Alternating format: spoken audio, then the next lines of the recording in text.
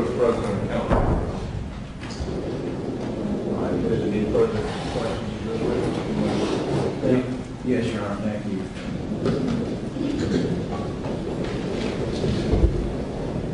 Officer Kerrick, we last left off, and I asked you how many shots that you fired. Did you know at the time how many hit the suspect? No, sir, I did not. When you were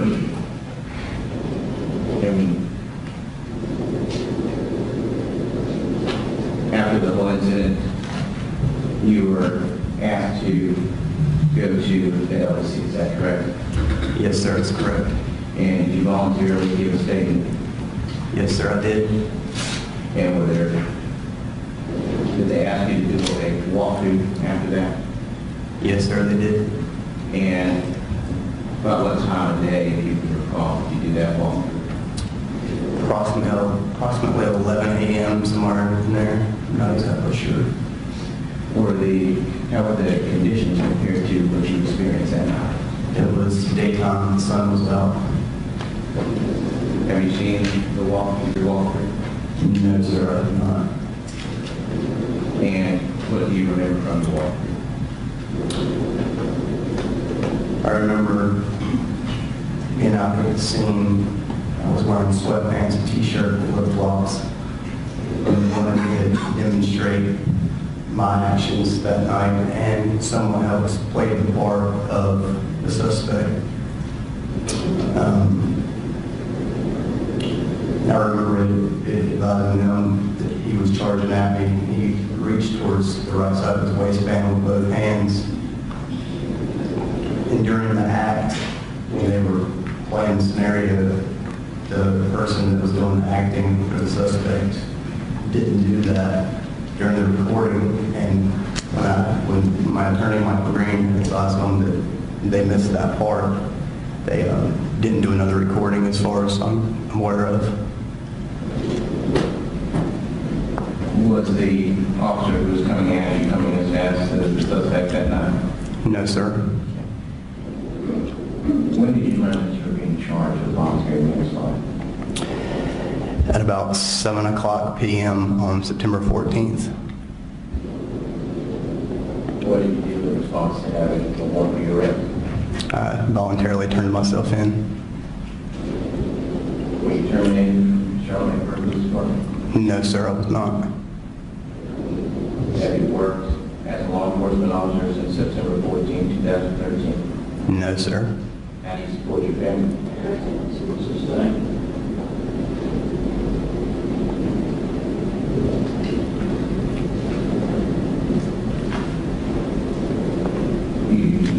You're married? Yes, sir. You have a son? Yes, sir. What's his name? Nolan. How old is he? Objection, ask the name.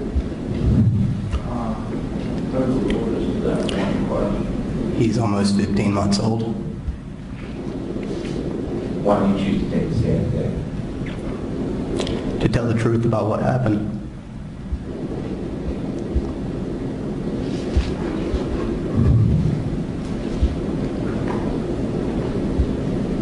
When did you cease firing your service weapon? What's that, sir? I'm sorry. When did you cease firing your service weapon? When the threat was over. Is that how you were trained? Yes, sir.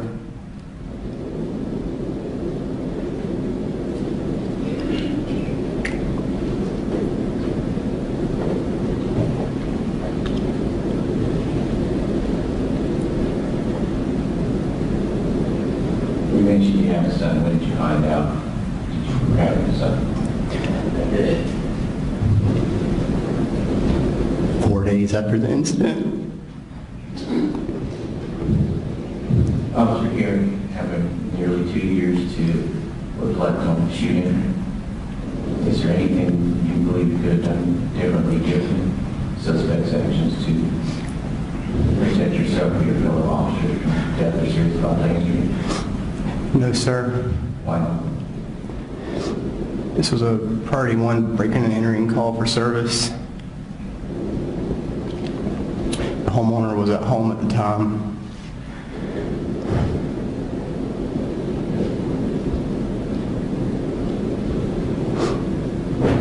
When we encountered the suspect,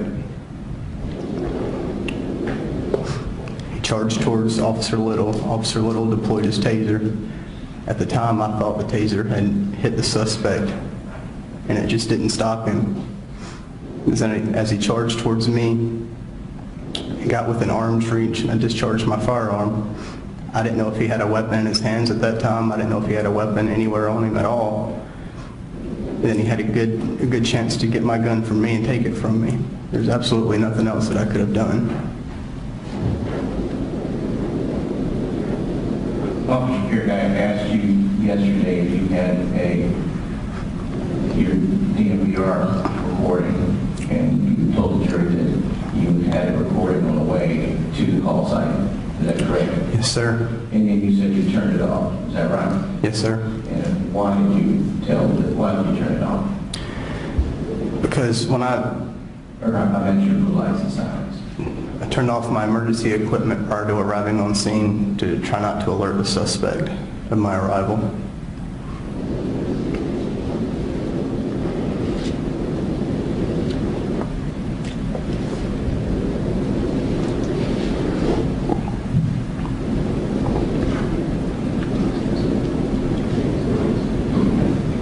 Your Honor, and you have a DMVR? At the time of the response, yes, sir. Your Honor, about to play what we have minutes, what it was 6, Kerrick's DMVR.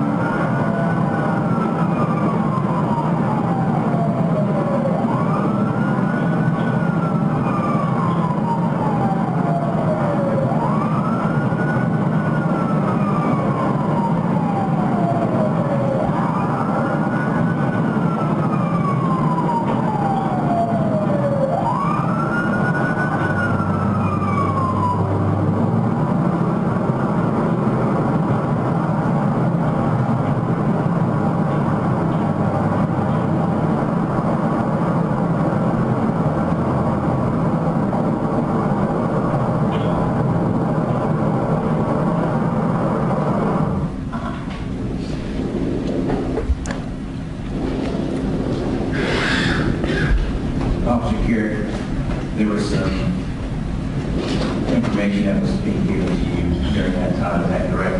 Yes, sir, there was. And when you turned off your light and sirens, approximately where were you? About a quarter of a mile from the residence. And you added yourself to that call, is that correct? Yes, sir, I did. Why did you add yourself to that call? I thought that I was the closest officer on scene that could have made it to the scene. On October 7, 2011, is that what you swore to do? Yes, sir. Question, Chuck. Did it cross-examination?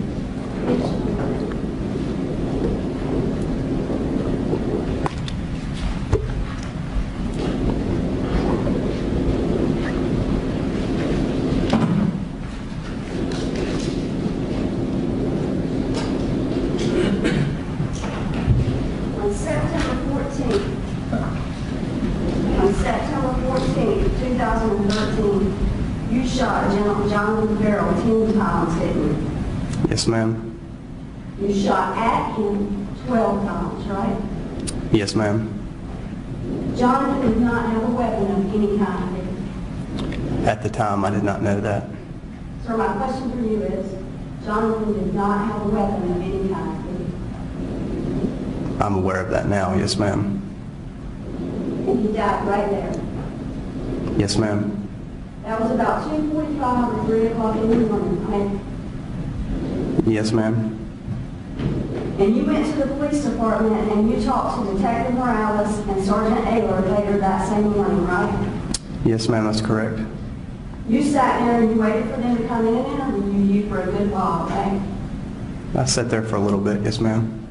While you waited, your sister came in and sat with you. Yes, ma'am. Your attorney came in and sat with you. Yes, ma'am. You were not in custody. Yes, ma'am. You were not, correct? Not in custody. No, ma'am. You agreed to speak to them. That's correct. Yes, ma'am. And I believe you said yesterday you spoke with Detective Morales and Sergeant Ayler that morning because you did not think you did anything wrong, right? Yes, ma'am.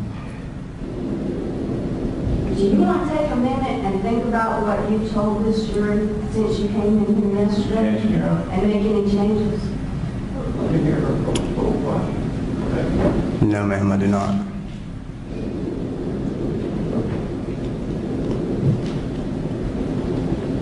Detective Morales and Sergeant Ayler gave you a chance to tell them everything that happened, right? Before they asked you any specific questions, they said, we would like for you to tell us everything that happened from the time you checked on that evening until the event that led up to Jonathan dying, right? Yes, ma'am. Now, approach the witness. Yes, ma'am.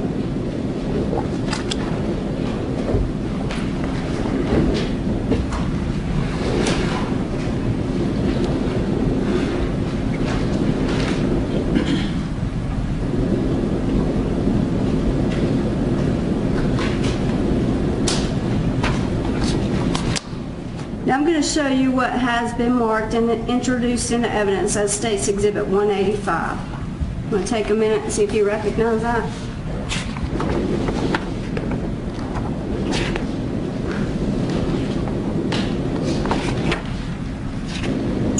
Yes, it looks like my the transcript from my interview. I'm going to ask you some questions, and I'm going to ask you to take this right here so you can follow along with me, okay? Yes, ma'am.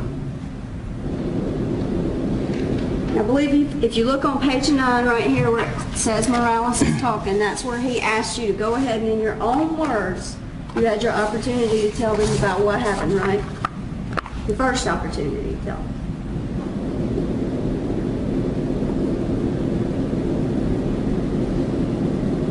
Yes, ma'am.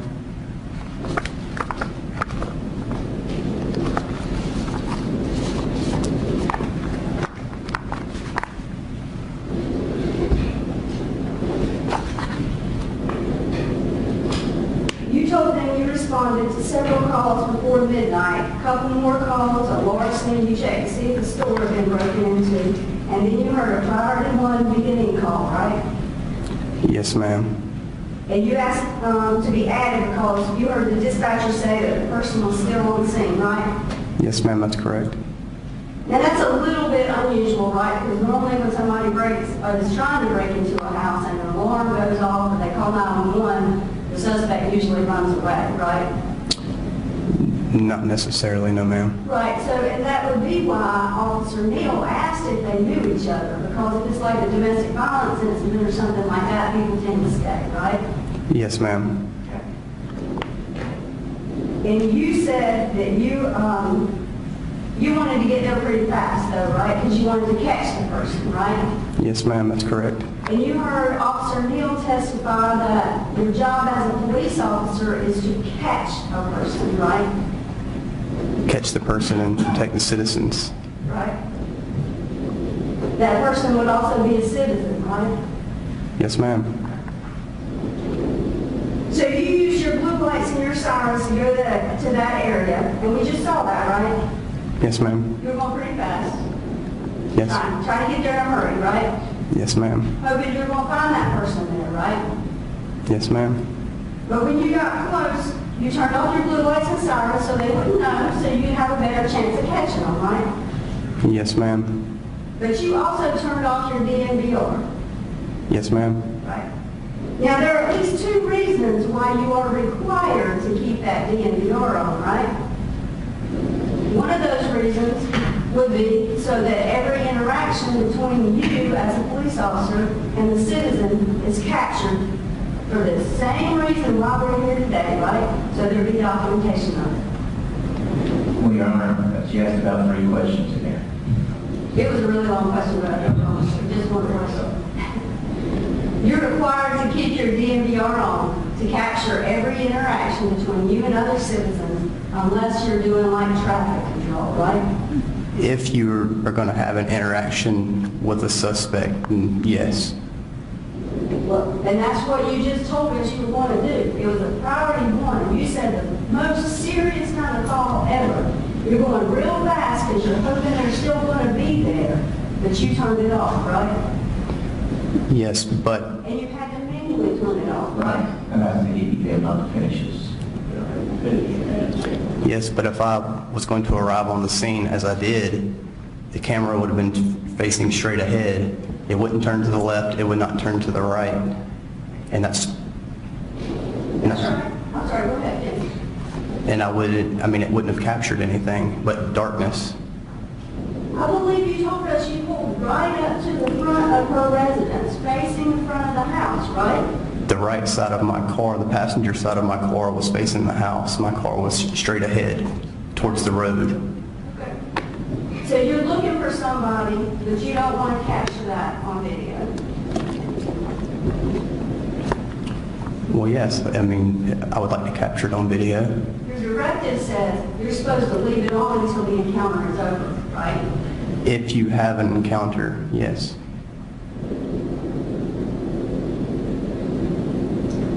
Actually, your DNVR says once your blue lights and sirens come on and the DNVR comes on, you're supposed to leave it on until the encounter is over, right? Do you want to see it? Yes, ma'am. You do want to see it? Yes, ma'am.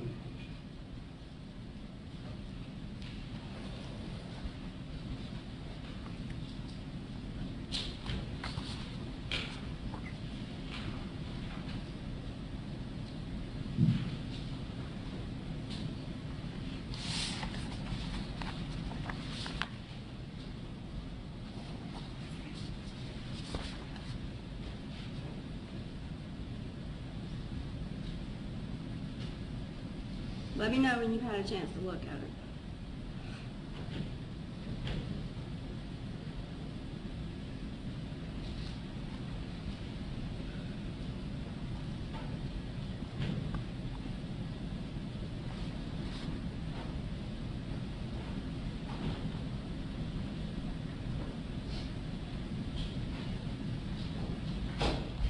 Okay. Read for me if you will. 3B. The DMVR equipment is automatically activated when the vehicle's emergency warning devices are in operation and other trigger events occur, such as a collision involving the police vehicle or exceeding present speed. And read C for us, please. The equipment may be manually deactivated during non-enforcement activities such as traffic control.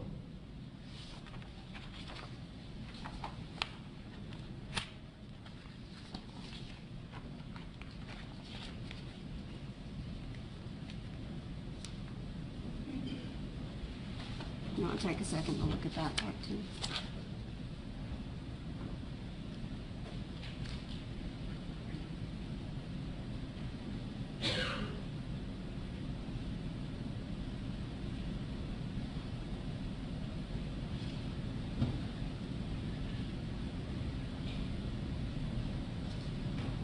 Okay. You can read it for us if you want to, but what it says is, if you have an emergency response and your lights and sirens come on, you can turn it off if the response is canceled or when the event is over, right? Is that what it says? It's basically what it says. You didn't tell, when Detective Morales and Sergeant Angel gave you that chance to talk and tell them everything that day, you didn't tell them that you turned it off because you wanted to save space. You didn't tell them that, did you? I believe I recall telling them that I turned it off as my common practice working in the field. That's normally what I do if I'm not encountering someone directly. I'm glad you said that because I was kind of wondering that. So, Next, we're going to stay, legislative Mr. Carter, straight as comment. so normally, when you respond to an emergency situation, you turn your DMVR off. Depends on the situation. The purpose of the DMVR is to document what happens between the police and the citizens, right? Yes, ma'am. And there's a second purpose for that, and that is so that your supervisors can go in and just randomly pull up your DMVRs and look at them so that they can give you reviews, correct? Yes, ma'am. But on most calls for service, you're not standing in front of your patrol vehicle. I understand. But there's nothing in here that says that you're not standing in front of your patrol vehicle, you should turn it off, is there? No, ma'am. And once you do turn it on, if you leave it on, you cannot manipulate it or change it, right? No, ma'am, you cannot. But you can turn it off so that there won't be any record of what happened between you and the citizens, right? I can turn it off, but if there's going to be an encounter with a citizen in front of the patrol vehicle, I would leave it on.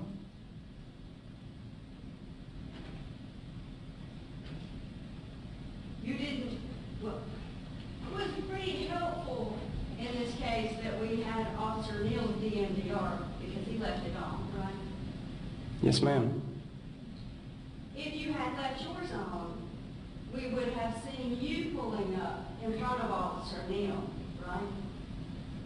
You would have saw you would have saw me behind Officer Little.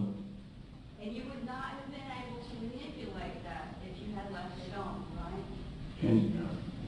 No, you would not be able to manipulate the DMVR. No, ma'am, I would not. So you turned it off. Yes, ma'am, I turned it off when I shut off my emergency equipment.